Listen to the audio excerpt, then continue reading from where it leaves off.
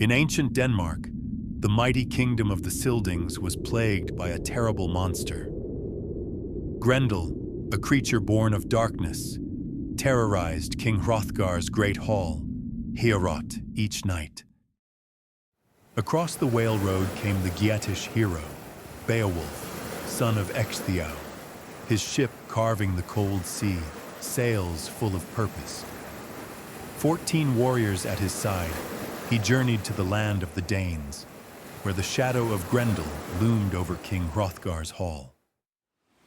As the prow kissed the shore and their boots touched foreign sand, Beowulf gazed upon Heorot, ready to meet fate with fearless heart. Grendel came in the dead of night, his hunger driving him to Heorot once more. But Beowulf was waiting.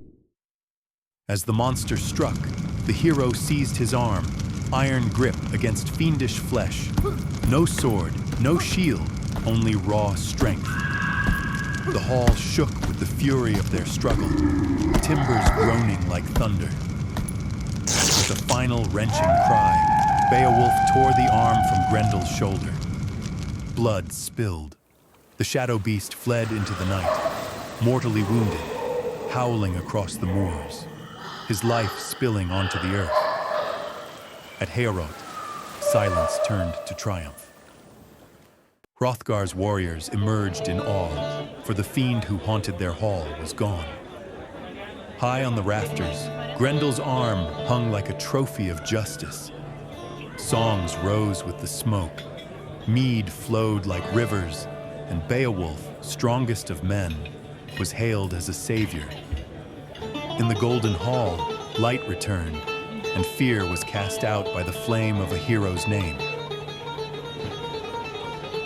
But the joy in Heorot would not last.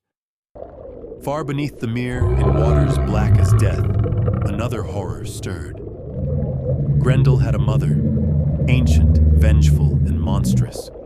In the gloom of her watery lair, she mourned her son's torn body, her rage rising like a storm. That night, she came in silence, striking the hall, taking back blood for blood. A new terror now gripped the Danes, not a creature of wild hunger, but of cold, deliberate revenge. Into the cursed mere Beowulf plunged, sinking through shadows older than men. The waters closed around him like a grave, but still he pressed on, undaunted.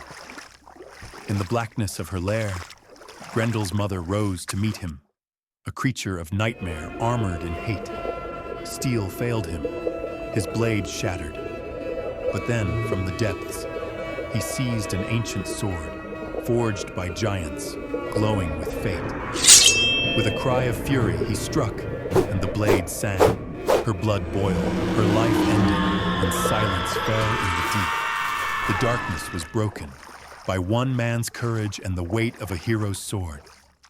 Many winters passed, and Beowulf ruled in peace, a wise and noble king. But peace does not last forever. Deep in the earth, a dragon awoke, guardian of ancient gold, enraged by a thief's touch. Fire and death swept through the land. The old hero, now gray with age, took up his sword once more. He knew it was his final battle, not for glory, but for duty. With the weight of years on his shoulders, Beowulf faced the dragon, not as a god among men, but as a man who would not let fear write his ending. And though he slew the dragon, Beowulf was mortally wounded. With his dying breath, he passed the crown and asked for a barrow to be built by the sea. Now Beowulf, son of Ecgtheow, slayer of monsters, giver of peace. His name echoes through the ages. Though his sword is at rest and his hall is quiet, the story endures. A tale of courage, sacrifice, and the fierce light of honor in dark times. So long as heroes are remembered, Beowulf lives on.